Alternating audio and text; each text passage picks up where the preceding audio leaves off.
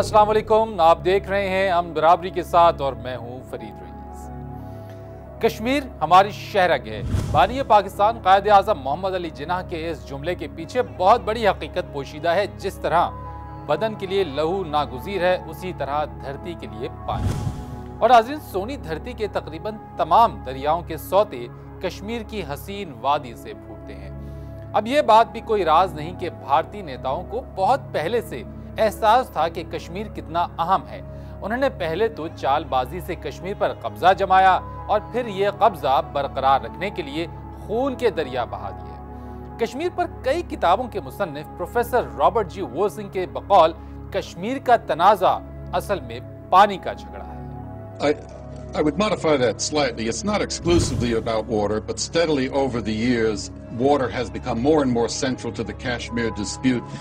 And because I suppose I'm a bit of a water fundamentalist, I would argue that perhaps it is the central issue, and I think it's bound to grow even more central as the years go by. आपने देखा कि professor Robert जी वोल्सिंग ने क्या कहा।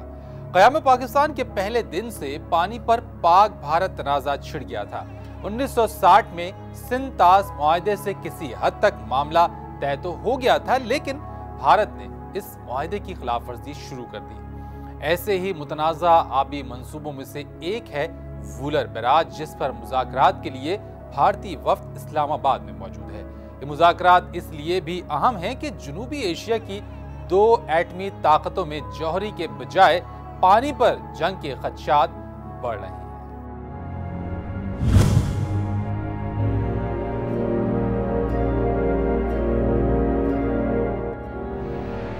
कहते हैं कि पानी जिंदगी है और साइंसदान किसी सैयारे पर जिंदगी के आसार का अंदाजा पानी की मौजूदगी से लगाते हैं, जबकि हमारा पड़ोसी मुल्क भारत लंबे अरसे से ये कोशिश कर रहा है कि किसी तरह से पाकिस्तान को उसकी जिंदगी यानी पानी जैसी नेमत से महरूम कर दे।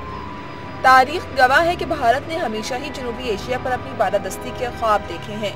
पाकिस्तान के एटमी ताकत बन जाने के बाद उसके ये ख्वाब चकनाचूर तो जरूर हुए, लेकिन अब वो खौफनाक हथियारों का इस्तेमाल किए बगैर पाकिस्तान का पानी रोककर एक गैर एरानिया जंग का बाकायदा आगाज कर चुका है।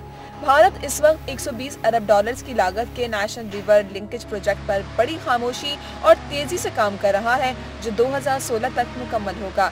इस प्रोजेक्ट का मकसद सिर्फ और सिर्फ यही है कि पाकिस्तान को कश्मीरी दरियाओं से मिलने वाला पानी रोक दिया जाए या फिर उन दरियाओं का रुख मोड़कर पाकिस्तान को सहरा और बेबान में तब्दील कर दिया जाए। न्यू भारत एक ऐसी खामोश और भयानक जंग लड़ रहा है जिसमें वो अक़वाम आलम के सामने बारूद का धुआं उठाए बगैर पाकिस्तान को घुटने टेकने पर मजबूर कर दे, जबकि दरियाए सिंध, जहलम और चनाब के पानी पर पाकिस्तान का हक करार दिया गया है। अपने हक को फौरी इस्तेमाल करते हुए न सिर्फ भारत ने रावी, ब्यास और सतलुज का पानी बंद कर दिया, बल्कि पाकिस्तान के हिस्से में आने वाले दरियाए चनाब पर बगलिहार डैम बनाकर और दरियाए नीलम पर कशन गंगा डैम बनाकर उसका पानी भी रोक रहा है। सिंध तास मुआहदे की वजह से पाकिस्तान की 85 लाख एकड़ अराजी बंजर हो चुकी है। हाल ही में ये निकशाफ भी हुआ है कि भारत दरियाए नीलम का रुख मोड़ने के लिए 21 किलोमीटर लंबी सुरंग की खुदाई का काम भी कर रहा है। पाकिस्तान के एहतजाज की परवाह किए बगैर भारत ने मकबूजा वादी में पानी और बिजली के 7 मंसूबों पर काम शुरू कर दिया है, जबकि सिंध तास मुआहदे में ये वाज़ेह तौर पर दर्ज है कि भारत कोई भी नया मंसूबा शुरू करने से कम 6 माह कबल पाकिस्तान को मुकम्मल मालूमात फराहम करने का पाबंद है। भारतीय मंसूबों में सवालकोट डैम पाकिस्तान के लिए बहुत हसास नौयत का हामिल है। मकबूजा कश्मीर में दरियाए चनाब पर तामीर किए जाने वाले सवालकोट डैम की ऊंचाई 646 फीट है, जो तरबेला डैम से 485 और मंगला डैम से 453 फीट ऊंचा है। तज्जियाकार तो यहाँ तक कहते हैं कि अगर भारत की आबी जारियत को मुज़ाकरात की मेज पर न लाया गया तो पानी पर पाक भारत एटमी जंग छिड़ सकती है। नाज़रीन, रिपोर्ट आपने देखी और आपने जाना कि पाकिस्तान और भारत के दरमियान पानी के तनाज़ात हैं क्या। भारत के साथ पानी के मामला तय करने के लिए दोनों जानिब से इंडस वाटर कमिश्नर्स का तकर्रुर किया जाता है। पाकिस्तान की जानिब से जमात अली शाह तवील अरसे तक ये जिम्मेदारी निभाते रही हैं।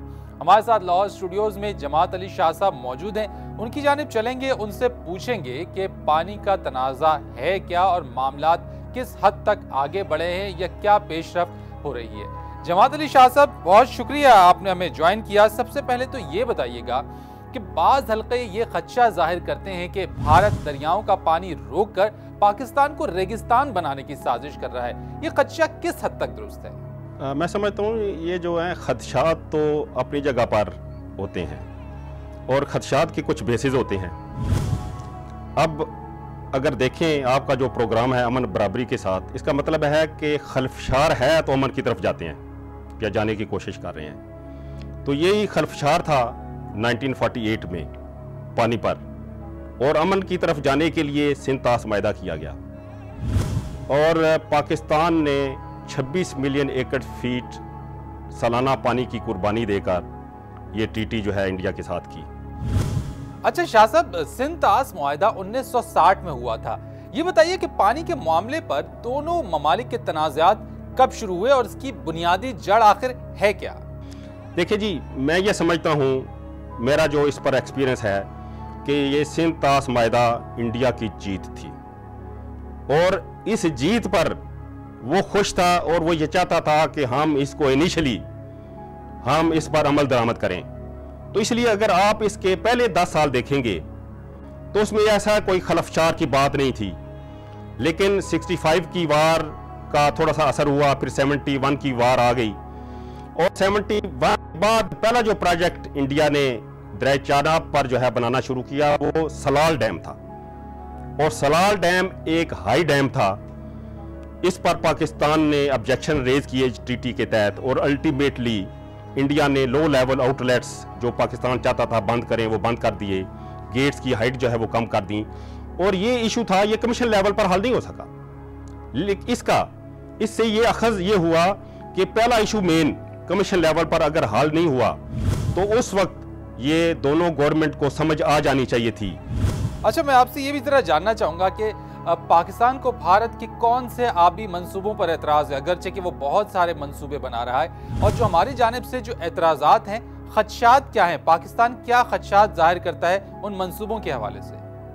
देखिए, अभी तक जो मेजर प्रोजेक्ट्स बनाए इंडिया ने वो 3 प्रोजेक्ट्स हैं दरिया चनाब पर और तकरीबन 3 ही हैं दरिया जेहलम पर और 2 अंडर कंस्ट्रक्शन है जो कि अभी मुकम्मल होने हैं, मीडियम साइज़ के 44-45 मेगा प्रोजेक्ट्स वो सिंध पर है। अब ये है कि इंडिया ने अभी तक स्टोरेज का प्रोजेक्ट नहीं बनाया, 2.85 मिलियन एकड़ फीट उनको स्टोरेज अलाउड है, लेकिन ये जो बिजली के मंसूबे हैं इसको कहते हैं run of river hydro electric plants.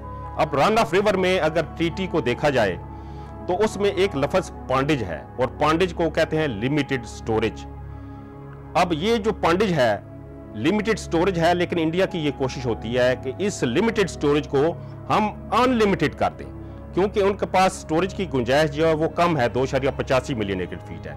लिहाजा उस स्टोरेज को वो टीटी की प्रोविजन को सरकमवेंट करके उस स्टोरेज को बढ़ाना चाहता है। ठीक है, प्रोजेक्ट बिजली के बनाए, लेकिन मैं समझता हूं कि मौजूदा सूरत हाल में ऑक्युपाइड जम्मू एंड कश्मीर में कितनी बिजली दरकार होगी, 4000 मेगावाट, 5000 मेगावाट, लेकिन उनका प्लान जो है वो 20,000 मेगावाट का है।